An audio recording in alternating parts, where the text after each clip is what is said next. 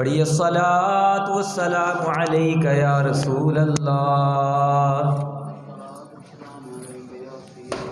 الصلاۃ والسلام علیک یا حبیب اللہ، الصلاۃ والسلام علیک یا نبی اللہ وعلی آلک واصحابک یا نور اللہ۔ نویت سنت الاعتکاف۔ حضور تاجدار مدینہ صلی اللہ علیہ وآلہ وسلم کی ذات اقدس پر درود و سلام پڑھنے کی بے شمار فضائل و برکات ہیں۔ امام الانبیاء سید الانبیاء صلی اللہ تعالی علیہ وآلہ وسلم کا فرمان علی شان ہے، جس نے مجھ پر ایک مرتبہ درود پاک پڑھا اس پر اللہ تعالیٰ 10 رحمتیں نازل فرماتا ہے۔ جس نے مجھ پر 10 بار درود پاک پڑھا اس پر اللہ تعالیٰ 100 رحمتوں کا نزول فرماتا ہے، اور جس نے مجھ پر 100 مرتبہ درود پاک پڑھا اللہ تعالیٰ اس کی دونوں آنکھوں کے درمیان لکھ دیتا ہے کہ یہ بندہ نفاق اور جہنم کی آگ سے آزاد ہے۔ صلو علی الحبیب صلی اللہ تعالی علی محمد وعلی آلہ وصحبہ وبارک وسلم۔ میں مکے میں پھر آ گیا یا الہی، میں مکے میں پھر آ گیا یا الہی، کرم کا تیرے شکریہ یا الہی، کرم کا تیرے شکریہ یا الہی، میں مکے میں اب آ گیا یا الہی، میرا ہر عمل بس تیرے واسطے ہو، میرا ہر عمل بس تیرے واسطے ہو، دے توفیق ایسی عطا یا الہی، کرم یا الہی، کرم یا الہی، کرم یا الہی، کرم یا الہی۔ اللہ تعالیٰ کی حمد و ثنا اور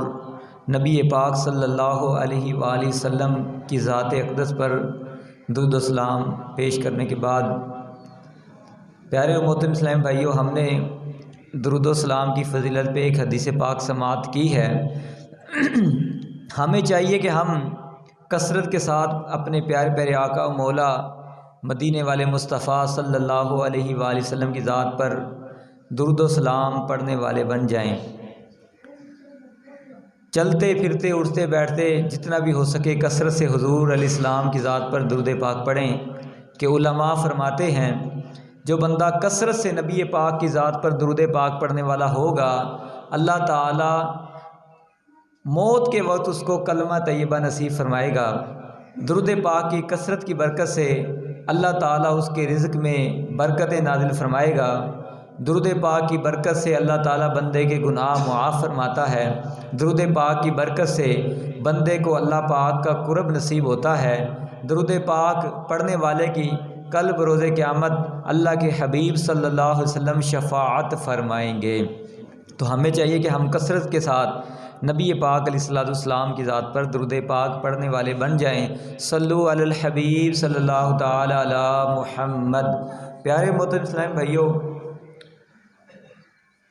اللہ تعالی ہمیں جو نیک اعمال کی توفیق عطا فرماتا ہے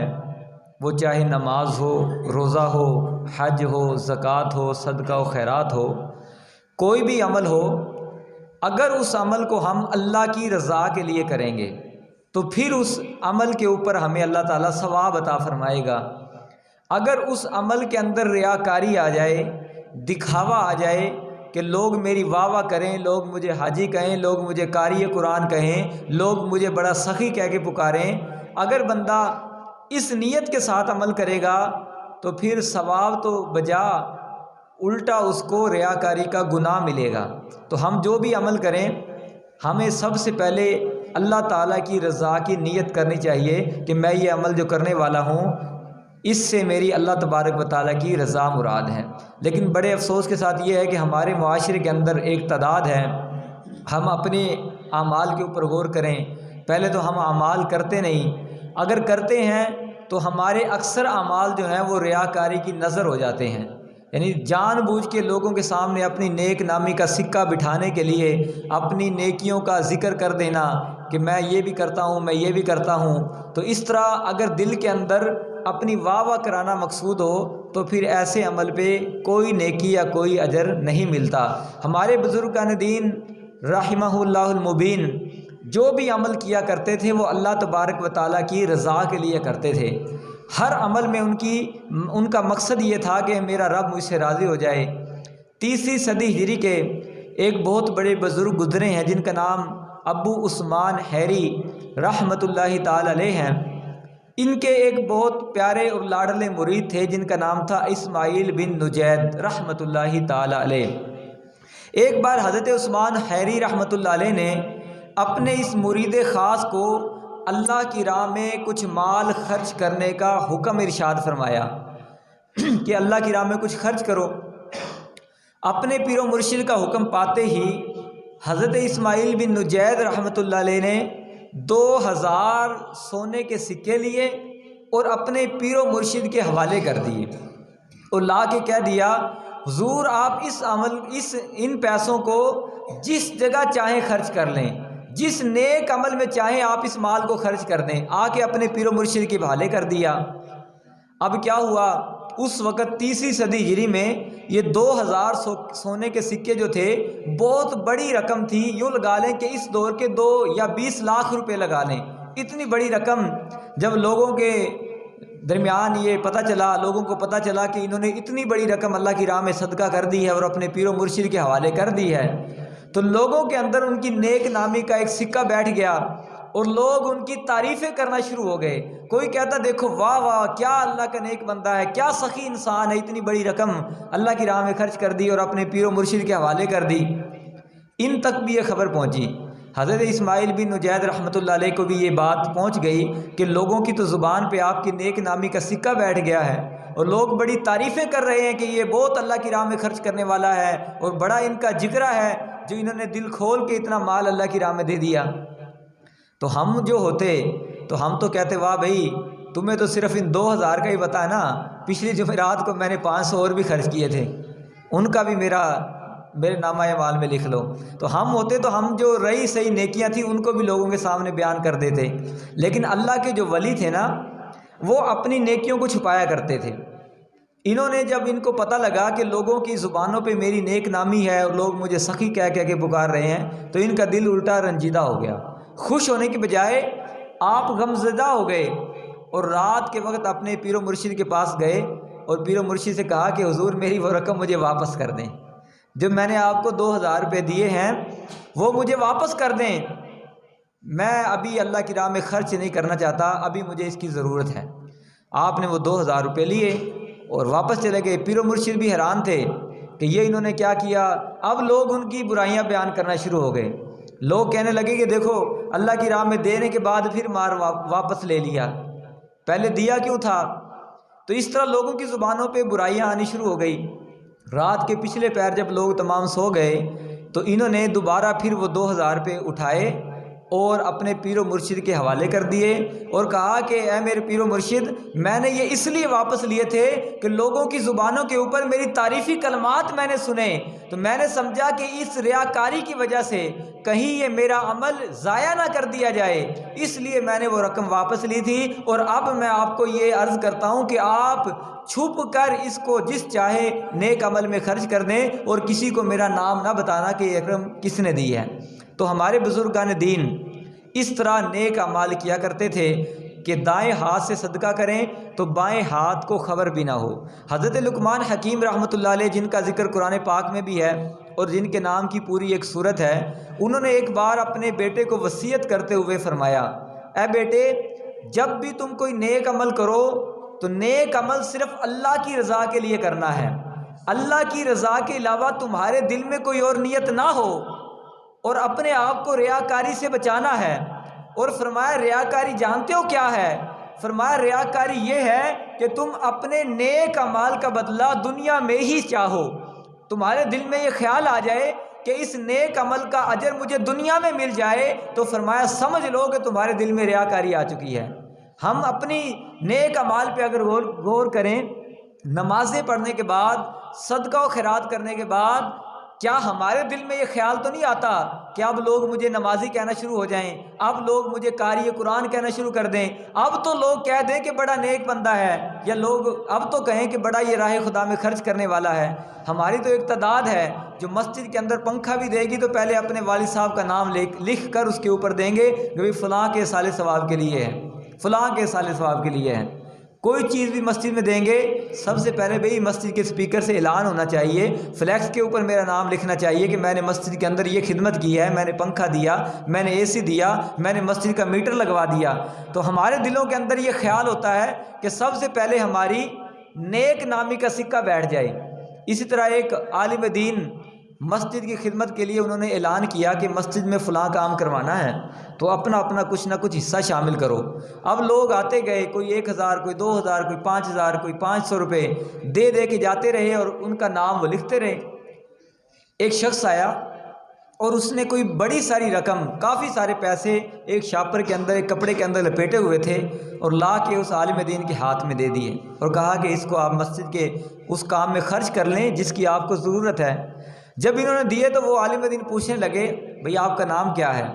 آپ کا نام بھی لکھ لیتے ہیں، تمام لوگ نام لکھ لیتے ہیں، لکھوا رہے ہیں، آپ کا نام بھی لکھا جائے گا؟ تو انہوں نے کہا کہ میں نے اپنا نام لکھوا دیا ہے۔ عالم دین کہنے لگے، نام تو میں لکھ رہا ہوں اور کوئی تو لکھ ہی نہیں رہا، تو میں نے تمہارا نام نہیں لکھا، اپنا نام بتاؤ۔ وہ کہنے لگے کہ میں نے اپنا نام لکھ دیا ہے، لکھوا دیا ہے۔ عالم دین نے پھر اصرار کیا، بھی کہاں لکھوایا ہے؟ وہ شخص کہنے لگا کہ بھئی جس نے اجر دینا ہے اس کے پاس میں نے اپنا نام لکھوا دیا ہے۔ یہ جو میں نے اللہ کی راہ میں خرچ کیا ہے، مسجد کی خدمت کی ہے، اجر تم نے نہیں دینا، اجر رب نے دینا ہے، تو رب کے فرشتوں نے میرا یہ عمل لکھ لیا ہے اور اجر بھی میرا وہی دے گا۔ تو اس لیے ہم جو بھی نیک اعمال کریں اس میں اللہ تبارک و تعالیٰ کی رضا چاہیں۔ تو حضرت لقمان حکیم رحمۃ اللہ علیہ نے اپنے بیٹے کو فرمایا کہ جس نیک عمل کا بدلہ تم دنیا میں ہی چاہو کہ لوگ اس نیک عمل کا بدلہ مجھے دنیا میں ہی دے دیں،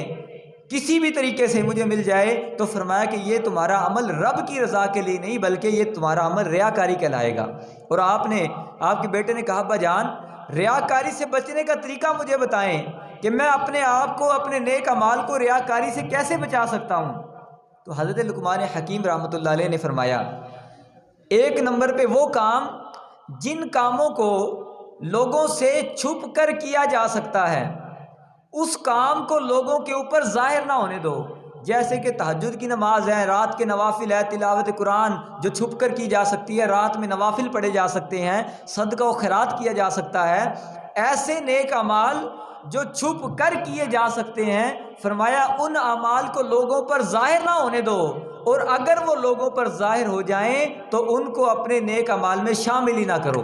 پھر یہ سمجھ لو کہ یہ میرا عمل ضائع ہو گیا۔ یہ حضرت لقمان حکیم نے اپنے بیٹے کو وصیت کی۔ اور دوسری وصیت یہ کی کہ وہ نیک اعمال کہ جو ہمیں لوگوں کے سامنے ہی کرنے پڑتے ہیں، چھپ کر نہیں کیے جا سکتے، جیسے حج ہے، اسی طرح نماز ہے، فرض نماز ہم چھپ کے نہیں پڑھ سکتے، جماعت کے ساتھ پڑھنا واجب ہے۔ تو وہ نیک اعمال جو لوگوں کے سامنے ہی کرنے پڑیں تو فرمایا کہ ان کے اندر سب سے پہلے اپنے دل کو اپنے رب کی رضا کی طرف لگاؤ۔ جو چھپ کے تو نہیں کر سکتے، لیکن ان اعمال سے پہلے اپنی نیت کو سیدھا کرو کہ اس عمل سے میرا مقصد کیا ہے، اپنے رب کی رضا ہے۔ تو جب یہ دو چیزیں جمع ہوگی، فرمایا پھر اللہ تبارک و تعالیٰ تمہیں ریاکاری سے بچائے گا۔ حضرت ابن عباس رضی اللہ تعالیٰ سے روایت ہے، نبی پاک صلی اللہ علیہ وسلم کی بارگاہ میں ایک شخص آیا اور اس نے عرض کیا، اللہ کے نبی، میں جو بھی نیک عمل کرتا ہوں، جو بھی میں نیکی کرتا ہوں، وہ نیکی کرتے وقت میرے دل میں نیت یہی ہوتی ہے کہ میرا رب مجھ سے راضی ہو جائے، اللہ کی رضا کے لیے نیکی کرتا ہوں، ریاکاری کا میرے دل میں خیال نہیں ہوتا۔ لیکن کیا ہوتا ہے کہ جب میں نیک عمل کر لیتا ہوں تو پھر لوگوں کو جب پتہ لگتا ہے اور لوگ اس نیکی کے اوپر میری تعریف کرتے ہیں، اے اللہ کے نبی، اس وقت میرا دل خوش ہو جاتا ہے کہ لوگ میری تعریفیں کر رہے ہیں۔ عمل کیا تیری اللہ کی رضا کے لیے تھا، لیکن جب لوگوں کو پتہ چلا، لوگوں نے میری تعریفیں کی، تو ان تعریف کے اوپر میں خوش ہو جاتا ہوں۔ اللہ نے قرآن پاک کی آیت نازل فرمائی، فرمایا فمن کان یرجو لقاء ربہ فلیعمل عملا صالحا ولا یشرک بعبادۃ ربہ احدا۔ اللہ تعالیٰ نے ارشاد فرمایا کہ جو بندہ دنیا کی زندگی چاہے اور دنیا کے اندر اس نیکی کا اجر چاہے، تو اس کو چاہیے فلیعمل عملا صالحا، اس کو چاہیے کہ وہ پھر اللہ کی طرف نیک عمل کریں، اللہ کی رضا کے لیے کریں، اور ولا یشرک بعبادۃ ربہ احدا، اور اپنے رب کی عبادت میں کسی کو شریک نہ کریں۔ اب رب کی عبادت میں کسی کو شریک کرنے کا مطلب کیا ہے؟ کہ وہ نیک عمل جو رب کی رضا کے لیے کیا جا سکتا ہے، وہ عمل لوگوں کی رضا کے لیے کرنا شروع کر دے، لوگوں کو دکھانے کے لیے کرنا شروع کر دے، تو اس کو کہتے ہیں ولا یشرک بعبادۃ ربہ احدا، اللہ کی عبادت میں لوگوں کو شریک کر لینا۔ نبی پاک علیہ الصلوۃ والسلام کی حدیث پاک ہے، فرمایا کل قیامت والے دن اللہ تعالیٰ ایک قاری قرآن کو بلائے گا اور اللہ تعالیٰ اس کو فرمائے گا، اے بندے بتا میں نے تجھے یہ فلاں فلاں نعمتیں نہیں عطا فرمائی؟ وہ کہے گا کہ اللہ ہاں، تو نے مجھے فلاں فلاں نعمتیں عطا کی تھی۔ اللہ فرمائے گا کہ تو نے اس کا حق کیا ادا کیا؟ وہ کہے گا، اے اللہ میں نے ان نعمتوں کا حق ادا کیا، میں نے تیرا کلام پڑھا، قرآن پڑھا، اس کو سیکھا اور آگے بھی سکھا دیا۔ اللہ فرمائے گا تو جھوٹا ہے، تو نے یہ قرآن اس لیے نہیں سیکھا کہ رب مجھ سے راضی ہو جائے، تو نے قرآن اس لیے سیکھا کہ لوگ تجھے قاری قرآن کہہ لیں، لہٰذا تمہیں دنیا میں یہ کہہ لیا گیا، اب تمہارا قیامت کے اندر کوئی اجر باقی نہیں۔ پھر ایک شہید کو لایا جائے گا جس نے اپنے آپ کو، اپنی جان کو رائے خدا میں قربان کر دیا، اس سے اللہ فرمائے گا میں نے تمہیں فلاں فلاں نیکیاں، فلاں فلاں نعمتیں عطا فرمائی۔ وہ اقرار کرے گا، اللہ فرمائے گا تو نے ان کا حق کیا ادا کیا؟ وہ کہے گا کہ اے اللہ میں نے ان کا یہ حق ادا کیا کہ میں تلوار اٹھا کے تیری راہ میں لڑتا رہا، میں کفار کے ساتھ جہاد کرتا رہا، حتیٰ کہ میں نے تیرے دین کے اوپر اپنی جان قربان کر دی۔ اللہ فرمائے گا تو جھوٹ بول رہا ہے، تو اس لیے نہیں لڑا تھا کہ تو میری رضا چاہتا تھا، تو لوگوں کو دکھانے کے لیے تاکہ لوگ تجھے بہادر کہیں، لوگ تجھے شہید کہیں، اس لیے تو جاتا رہا، لہٰذا آج تیرے لیے کوئی اجر نہیں ہے۔ پھر ایک سخی کو لایا جائے گا جو رائے خدا میں بہت صدقہ و خیرات کرنے والا تھا، اس کو اللہ پاک کی بارگاہ میں پیش کیا جائے گا۔ اللہ اس کو اپنی نعمتیں یاد کروا کے کہے گا تو نے ان کا حق کیا ادا کیا؟ وہ کہے گا اللہ تو نے مجھے مال دیا، میں تیری راہ میں خرچ کرتا رہا، میں نے مسجدیں بنوائی، مدارس بنائے، غریبوں کی خدمت کی، میں تو تیری راہ میں مال لٹا کے آیا ہوں۔ اللہ فرمائے گا کہ تو نے جھوٹ بولا، اس لیے کہ تو میری راہ میں مال اس لیے خرچ کیا کرتا تھا کہ تجھے لوگ سخی کہیں، وہ تجھے دنیا میں کہہ لیا گیا، لہٰذا آج تیرے لیے کسی قسم کا کوئی اجر و ثواب نہیں ہے۔ تو یہ جو آیت کریمہ پڑھی ہے، اللہ نے فرمایا فَلْيَعْمَلْ عَمَلًا صَالِحًا، جو بندہ قیامت پہ ایمان رکھتا ہے، قیامت پہ ایمان رکھتا ہے، اس کو چاہیے ان دو چیزوں پہ عمل کرے، فَلْيَعْمَلْ عَمَلًا صَالِحًا، نمبر ایک طور پہ نیک اعمال کرے، جو قیامت پہ اور اللہ تعالیٰ سے ملنے پر ایمان رکھتا ہے، نیک اعمال کرے، اور دوسرا کیا، ولا یشرک بعبادۃ ربہ احدا، اور اپنے رب کی عبادت میں کسی کو شریک نہ کرے، اپنے رب کی عبادت لوگوں کی دکھاوے کے لیے اور ریاکاری کی نظر نہ کرے۔ اس لیے ہمیں چاہیے کہ ہم جو بھی نیک اعمال کریں، جیسے وہ نماز ہے، وہ روزہ ہے، وہ حج ہے، وہ زکوٰۃ ہے، وہ اللہ تعالیٰ کی رضا کے لیے کریں، کہ اس کا اجر اللہ تبارک و تعالیٰ ہی مجھے دے گا، تو ایسا نیک عمل کر کے جب بندہ اللہ تبارک و تعالیٰ کی بارگاہ میں جائے گا تو اس کے لیے اللہ تعالیٰ نے فرمایا اللہ تعالیٰ اس کو جنت کے باغوں میں داخل فرمائے گا جس کے نیچے نہریں جاری ہیں۔ تو اس لیے ہمارے جو اعمال ہوتے ہیں، وہ نماز ہے، تلاوت قرآن ہے، وہ صدقہ و خیرات ہے، مسجدوں کی خدمت ہے، کوئی بھی عبادت ہے، اس عبادت سے پہلے ہم اپنی نیت کو حاضر کریں کہ اس کے اندر میری نیت کیا ہے۔ اگر رب کی رضا نہیں ہے تو اپنی نیت کو پہلے سیٹ کریں کہ اس کے اندر میں اپنی رب کی رضا شامل کرتا ہوں اور یہ عمل میں صرف اپنے رب کی رضا کے لیے کروں گا، پھر اس عمل کو کریں، انشاءاللہ پھر اس کا اجر و ثواب ملے گا۔ حضرت عبادہ فرماتے ہیں کہ ایک بار میں نے صحابی رسول حضرت شداد بن اوس رضی اللہ تعالیٰ عنہ کو دیکھا کہ مصلی پہ بیٹھے ہیں اور زاروں کی طرح روتے چلے جا رہے ہیں۔ میں نے ان سے پوچھا کہ اے صحابی رسول، اللہ آپ پر رحم فرمائے، آپ کس وجہ سے رو رہے ہیں؟ آپ کے رونے کی، غم زدہ رہنے کی وجہ کیا ہے؟ حضرت شداد بن اوس رضی اللہ تعالیٰ عنہ فرمایا کہ اے عبادہ، مجھے نبی پاک کا ایک فرمان یاد آ گیا اور نبی پاک کے اس فرمان کی وجہ سے میں رو رہا ہوں۔ وہ کون سا فرمان ہے؟ فرمایا کہ ایک بار نبی پاک اسی طرح غم زدہ تھے، حضور کی آنکھوں سے آنسو جاری تھے، تو میں نے نبی پاک سے غم زدہ ہونے کا سبب پوچھ لیا کہ اللہ کے نبی آپ کس وجہ سے غم زدہ ہوئے؟ تو رسول اللہ صلی اللہ علیہ وسلم نے فرمایا کہ مجھے میری امت کا ایک معاملہ یاد آ گیا، میں اپنے امت کے اس عمل کی وجہ سے خوف زدہ ہوں، اس عمل کی وجہ سے غم زدہ ہوں۔ وہ عمل کون سا ہے جس کی وجہ سے آپ خوف زدہ ہیں؟ نبی پاک نے فرمایا کہ مجھے اپنی امت پہ شرک کا خوف ہے، مجھے اپنی امت پہ شرک کا اور شہوت خفی کا خوف ہے کہ میری امت شرک کے اندر اور شہوت خفی کے اندر مبتلا ہو جائے گی۔ حضرت شداد بن اوس نے کہا کہ اللہ کے نبی، آپ نے تو دین مکمل فرما دیا، کیا آپ کی جانے کے بعد آپ کی امت دوبارہ شرک کے اندر مبتلا ہو جائے گی، پھر دوبارہ وہ بتوں کی پوجا کرنا شروع کر دے گی؟ نبی پاک نے فرمایا اے شداد بن اوس، میری امت نہ تو سورج کی پوجا کرے گی، نہ پتھروں کی پوجا کرے گی، نہ بتوں کی پوجا کرے گی، وہ کسی چیز کو نہیں پوجے گی۔ شرک سے مراد فرمایا یہ ہے کہ وہ اپنے عمل غیر اللہ کو راضی کرنے کے لیے کرے گی، وہ شرک خفی ہے۔ شرک اکبر جو ہے فرمایا میری امت نہیں کرے گی، شرک خفی کے اندر میری امت مبتلا ہوئے گی کہ اپنے اعمال بھی کریں گے، نیکیاں بھی کریں گے، لیکن اس نیکی سے مراد رب کی رضا نہیں ہوگی، بلکہ اس کا مقصد کچھ اور ہوگا، اپنی واہ واہ کرنا ہوگا یا دنیا کا مال ہوگا۔ اور شہوت خفی کا مجھے اپنی امت کے اوپر خوف ہے۔ صحیح بخاری کے اندر بھی حدیث ہے، نبی پاک علیہ الصلوۃ والسلام نے فرمایا واللہ ما اخاف علیکم ان تشرکوا بعدی ولکن تنافسوا فیہا، فرمایا کہ مجھے اپنے بعد تمہارے اوپر شرک کا کوئی خوف نہیں ہے، وہ شرک اکبر ہے، یعنی کہ بتوں کی پوجا کرنا یا اللہ تعالیٰ کے برابری کے اندر کسی کو، نبی کو یا ولی کو شریک کر دینا۔ فرمایا میری امت شرک اکبر میں کبھی مبتلا نہیں ہو سکتی۔ ہاں کیا ہے کہ میری امت کے اندر شہوت خفی اور شرک خفی آ جائے گا کہ میری امت اعمال کرے گی اور اعمال کے اندر وہ کسی اور رضا سے نیک اعمال کرے گی۔ قرآن پاک کے اندر اس کی ایک مثال دی ہے، جو بندہ نیکیاں بھی کرے اور اللہ تبارک و تعالیٰ کی رضا کے علاوہ کوئی اور نیک اعمال کسی اور نیت سے کرے۔ سورہ بقرہ کی آیت نمبر 266 میں اللہ تعالیٰ فرماتا ہے آیا ود احدکم ان تکون لہ جنۃ من نخیل وعناب تجری من تحتها الانہار، فرمایا کہ تم میں سے کیا کوئی یہ چاہے گا جس کے پاس ایک باغ ہو کھجوروں کا اور انگوروں کا،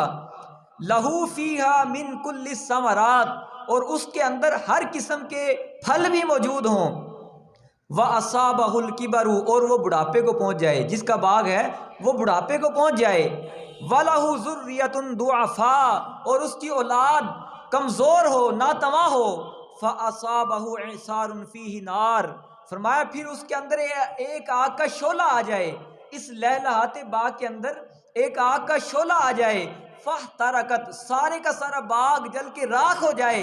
کذالک یبین اللہ لکم الآیات لعلکم تتفکرون، فرمایا اللہ تعالیٰ ایسے ہی اپنی آیتیں کھول کر بیان کرتا ہے تاکہ تم سوچو۔ اس آیت مبارکہ کے اندر اللہ نے ایک مثال دی ہے، جیسے ایک باغ ہے اور وہ باغ لہلہاتا ہے، ایک آگ کے چنگاری سے سارے کا سارا باغ جل گیا، ہاتھ کچھ بھی نہ رہا۔ فرمایا وہ بندہ جو نیک اعمال بھی کرے، ریاکاری اس کے اندر کر دے، لوگوں کو دکھانے کے لیے وہ نیک اعمال کرے، فرمایا جس طرح یہ باغ جلنے کے بعد اس کے کسی کام کا نہیں رہا، اس کے نیک اعمال بھی کل قیامت والے دن یہ سوچ رہا ہوگا کہ اس کے کے نامہ اعمال میں بڑی بڑی نیکیاں ہیں اور اس کو آج جنت کے عالیشان محلات میں داخل کیا جائے گا، لیکن یہ ریاکاری کر کے آیا ہوگا، دکھاوا کر کے آیا ہوگا، فرمایا قیامت والے دن جب رب کی بارگاہ میں جائے گا تو اس کے نامہ اعمال میں کسی قسم کا نیک عمل باقی نہ رہے گا۔ اس لیے ہمیں چاہیے کہ جو بھی نیک اعمال کریں اس کے اندر صرف اور صرف اپنے خالق و مالک کی رضا کو شامل کریں۔ جو عمل رب کی رضا کے لیے کیا جائے گا کل قیامت والے دن صرف اسی کا اجر و ثواب اللہ تعالیٰ عطا فرمائے گا۔ دعا ہے کہ اللہ تعالیٰ ہمیں نیک اعمال کرنے کی توفیق بھی عطا فرمائے اور ریاکاری سے، دکھاوے سے بچنے کی توفیق بھی عطا فرمائے۔ آمین بجاہ النبی الامین صلی اللہ تعالیٰ علیہ وسلم۔